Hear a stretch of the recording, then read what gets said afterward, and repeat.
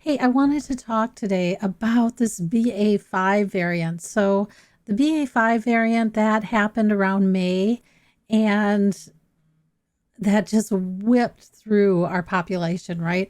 Everybody was getting sick. And what they found is that 40% of the people who got this variant, they showed no symptoms. So there's a lot of us that showed no symptoms. And then there was a lot of us that showed symptoms. And so the question is, hey, what's going on with this BA.5 variant? How does it impact long haulers? How do I know if I have long haulers? Can I treat this if I have long haulers? So I'm going to share with you real life, boots on the ground, up to date data on long haulers and what I'm seeing in clinic. And one of the things that you're going to notice about this BA.5 variant is that it is really different. So I'm listening to the stats out there. And remember, right before this BA.5 variant, back in February, we got the Omicron variant. And the Omicron variant for me was like this huge breath of fresh air. That variant became really easy to treat. And I saw absolutely zero people in clinic that had long haulers after that variant. With the Alpha, Delta, and Beta variants, those first variants, yeah, you saw long haulers. And they came in not right after being sick, but they came in months after being sick, anywhere from 2 to 8 months after getting infected. They would come in with all these weird symptoms, and everybody was different. Nobody was the same. The formulas that I was using was different for every one of those people. And one of the things that I noticed is that each of these variants had this underlying theme to it. And those Alpha, Beta, and Delta, they had this underlying theme that they were an unusual type of invasion. They were cold invasions in Chinese medicine. And what that meant is that for some reason, that variant like froze out your body. And in order to improve your symptoms, you really had to go towards things that would help warm up your body. And then Omicron came in after that. And Omicron had zero long haulers in my clinic. And then the BA.5, which is an Omicron variant, came in just, May, June, July. And everybody got infected with that.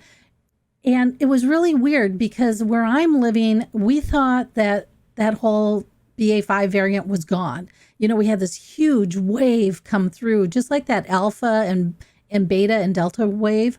This huge wave came through. And so, I pretty much thought it was gone. And I'm like, yay, okay, free to move around again. And it didn't work like that. It was like everybody had to get sick if they did anything that was limiting, that wasn't really, really cautious. So that huge first wave came through here. Oh my gosh, my clinic, everybody was calling in sick. It was enormous numbers of people that were calling in sick. And then all of a sudden I got 1 week where there was nobody calling in sick. And I thought, wow, we are over this. And then what happened is the week after that, there was this huge secondary wave of, all of us that went out and said, okay, I'm free. I can stop masking. I can go out. I can go to the grocery store. I don't have to do this again. All of those guys got sick. It was the weirdest thing. So one of the things that I was thinking when I was looking at that was, I thought, how weird is that? This virus, it kind of hangs in the air for a long time. And what makes it even what was making it even tougher was the majority, half the people were not showing symptoms. So they were infected and they weren't showing symptoms. So, there's that. Well, so what happened that was different is I thought this BA.5 was going to be like the Omicron variant at the beginning of this year, right? The February, March Omicron variants that were super easy to treat. So if you got that variant, One, your symptoms weren't that bad, but if you used Chinese herbs, they were like knocked out right away. And I thought it was going to be like that. And then I thought that we'd have no long haulers after that. It didn't work that way. So BA.5, it came in these waves. It was like it sat around like a spider waiting to attack people. So, the minute we thought we were safe and started running around without our mask, you would get sick. And so, yeah, it was really predator. It was really like a predator. And what I'm seeing though in clinic is this variant is very much like the alpha, beta, and delta variants on long haulers. People are actually showing up with long haulers about the same amount as I had with the alpha, beta, and delta variants. The big difference with this BA.5 long haulers variants is they're not waiting months. It is happening immediately. They immediately know that they have long haulers. And so what do they see? What do they see that's different? Well, one of the things is the long haulers, every one of these people, well, I can't really say that. Every one of these people did know they got sick. They didn't seem to be asymptomatic. So far, all the long haulers that I've seen got sick. They were not part of the asymptomatic group.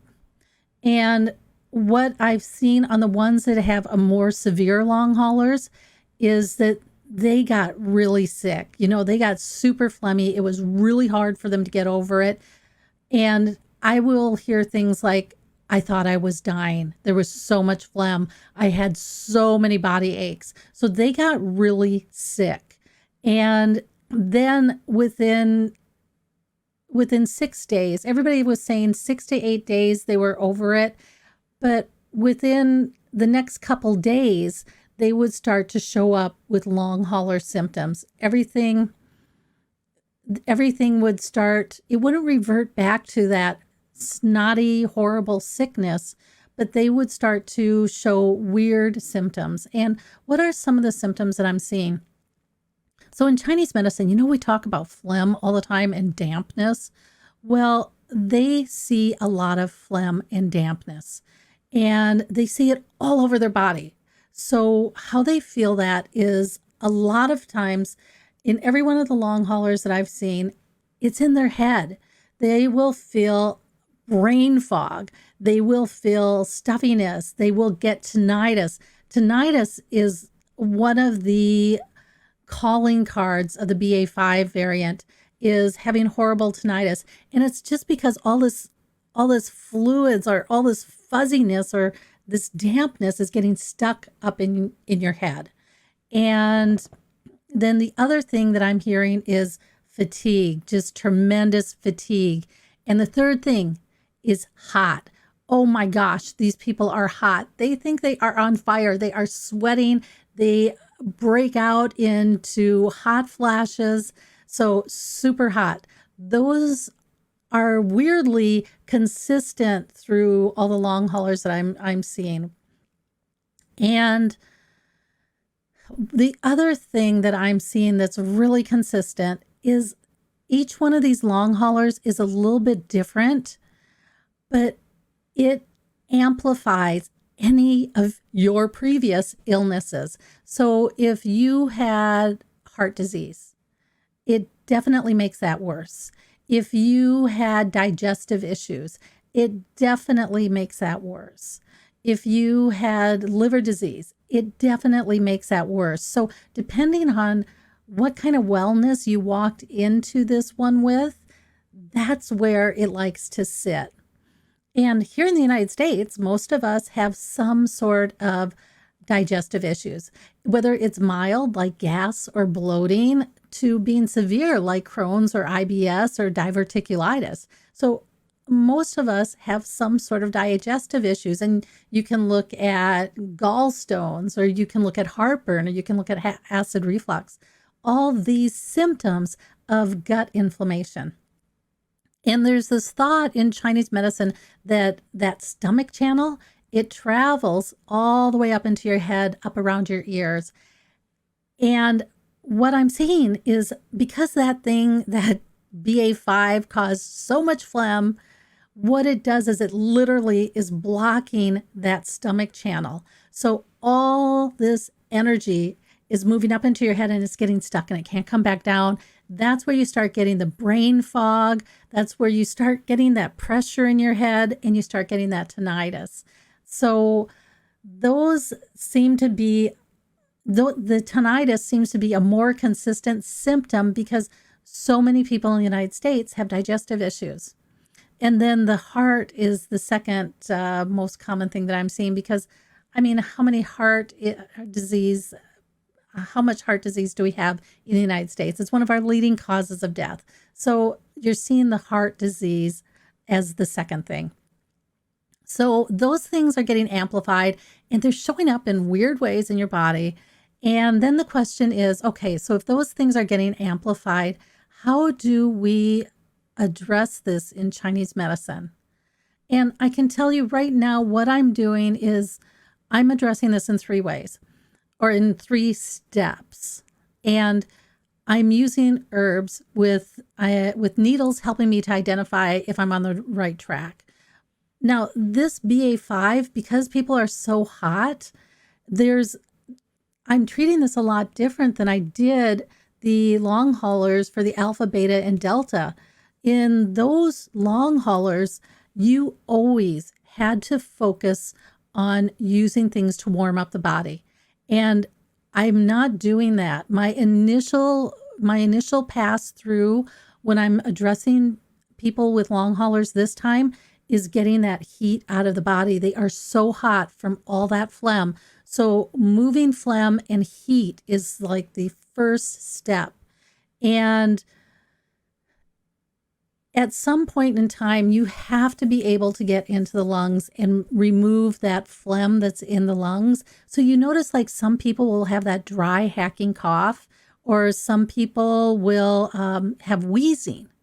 And a lot of people will think that the lungs are not a big issue until you start opening them up and loosening them and they can finally start coughing out all that crud that's stuck in there. Then they start noticing that it's a big issue. But if you can get to that first step of starting to clear out the lungs, they will feel like 50% better.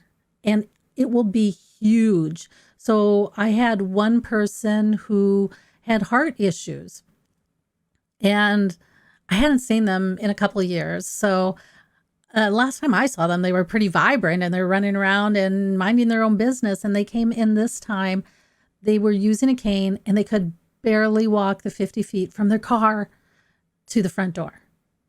And their lips were blue, their tongue was blue, they were wheezing, they were hacking, and they were exhausted. And the only thing that I could think of was I was really, really worried that they were going to have a heart attack. And, you know, and it's scary when your clients come in this kind of shape and, you know, you're really not sure that you can address this.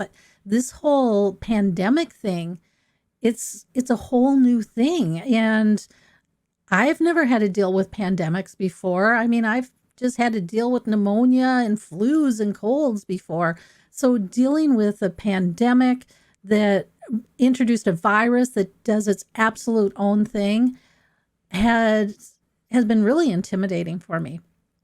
And it's really scary for me when my clients come in and they're really, really sick and I'm not sure that I can help. And so, you know, and it's not that they're seeing Western medicine also during this time, but why they're coming in is they're getting no place with Western medicine. Now, that doesn't happen all the time. It does seem to happen more with long haulers than it does with anything else. And, you know, I always have to preface that I don't know if I can help you because I don't know. I mean, you kind of look like you're in a pretty bad shape. So I've had a number of long haulers that have come to me like that. And I found if I can just get through that first part where you're releasing the lungs and you're getting that crap out of the lungs, they will feel 50% better. And so I did some formulas that were fairly aggressive to pull phlegm out of the lungs. They used herbs that were really cold to help cool down all that inflammation and infection in the lungs. And so far, that's been pretty effective. People will come in feeling 50% better on their next visit. And what was exciting for me with this person is they came in, their lips were no longer blue, their tongue was no longer blue, and they weren't using a cane. So that was huge for me. And, I really have to thank Chinese medicine and their theory and the concepts that come out of the Tao on how to treat people, because I don't know that I would have known how to do this otherwise. I don't know that I could help any of these people. But what I'm seeing is they are coming in and they are really, really sick. And if you can just get past that first step where you can release the lungs and start getting that infection out of their lungs, then they're going to feel 50% better. And it's not every one of them that I can go directly to the lungs. I find that not everybody you can do that. And the ones that I can't do that on pretty consistently are the ones that took corticosteroids during COVID. And why you can't get into the lungs right away is because the steroids, what they did is they reduced the inflammation, right? So you've got all this phlegm in your lungs, and you've got this big pile of phlegm in your lungs, and then you take these steroids and it just reduces the inflammation. But it didn't remove any of that pestilence. All that pestilence is now just this dried up board in your lungs, wrapped around your bronchi. And so, you have to be able to, one, reinflate that and then get that out in order for them to feel better and for their lungs to stop overheating from all the inflammation. So what I found is that if they didn't do the steroids, I usually can address the lungs right away. But if they did do steroids, I usually have to cool off some other things first before you can get to the lungs. And then I have to be really slow about addressing the lungs because you have to give them time to open up again, right? And then what I found after that is you can start to address whatever the critical organ is that was causing them problems before COVID. So if it's the blood vessels because of heart issues, then you're going to address the heart. Or if it's the stomach, you're going to address gastritis. If it's the liver, you're going to address liver issues. But you're going to turn around and you're going to start addressing the organ that, COVID's impacting the most. And you're still going to use cooling herbs. One of the things that I'm seeing is that phlegm stays in the body. If they do anything sideways, that phlegm will explode again and it will cause all this heat in the body because phlegm doesn't move. And when it doesn't move, all the electric circuits in your body that are moving and creating metabolism are creating all this heat, but phlegm's blocking it from getting any place. So kind of a bummer there. And the heat will come back really quickly. So they'll get hot flashes. They'll feel super hot at night, or they're going to start sweating profusely. So that's what I've seen when you start addressing the second stage. And then the third stage is, let's say you can get through that and you can get the phlegm out. Then what I do is I really focus on rebuilding the kidney energy and rebuilding their vitality and chi. And why I do that is at the end of everything, there's something different that happens with this long haulers is afterwards, that strength that they had to ward off other flus or other infections, it's noticeably weaker. Like they can go out into public and come in the next day and you will notice in their pulses that they feel like they might be getting something again.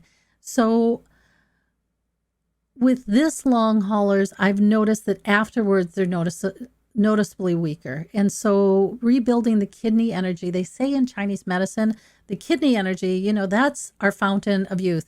That's where all our vitality comes in through, is between our two kidneys. And so if you can rebuild that, then the hope is that that starts rebuilding your vitality and starts rebuilding your ability to protect yourself from external pathogens or external events. So that's kind of what I'm seeing with this new strain of long haulers. One, it's a lot more prevalent than I thought it was. And I really thought this one was going to be like Omicron and I wasn't going to see any long haulers, but I'm seeing that that's not true. I am seeing just as many long haulers with this variant as I did with the Alpha, Beta, and Delta.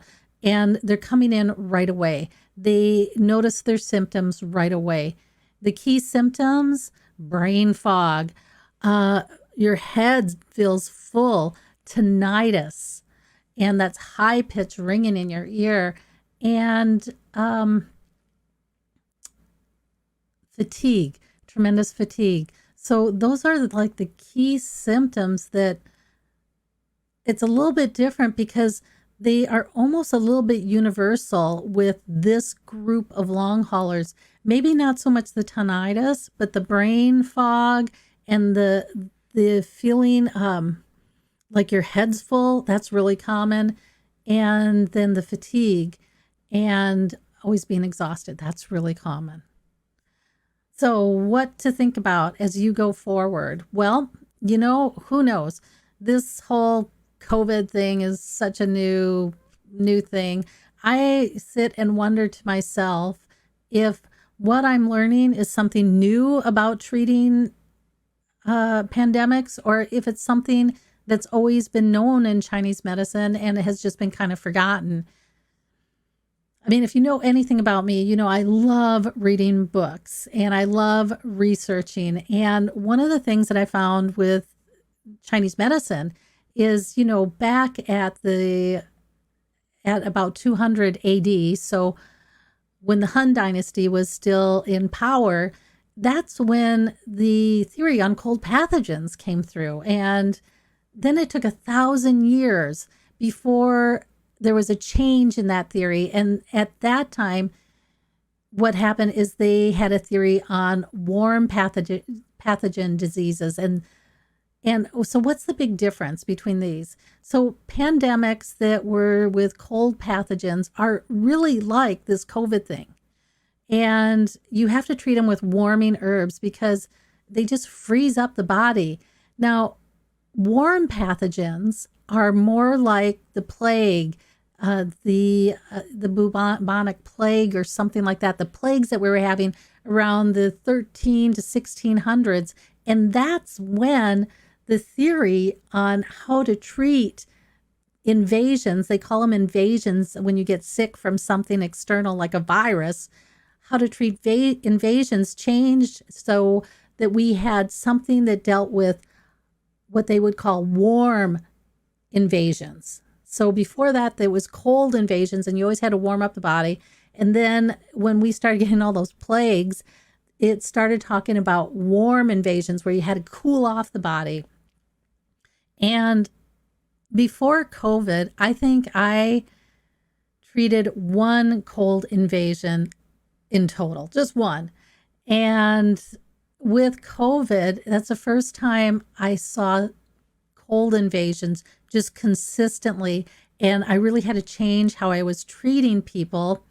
So now I wonder, because going into this pandemic, there's something different about this pandemic that I'm not reading in my books, and I'm wondering about it. It's something to do with how this attacks the weakest organs. That's a little bit different than anything else that we've had previously. This one always goes for your weakest system. There's something very smart about it, and it's able to identify where your weakest area or weakest link is, and it goes after that. When I look at the theory in Chinese medicine and when I look at Western medicine, there is nothing about treating an external virus that's particular about how it's going to go about attacking you. They all come in the same way, or historically, each virus has attacked the body in the same way.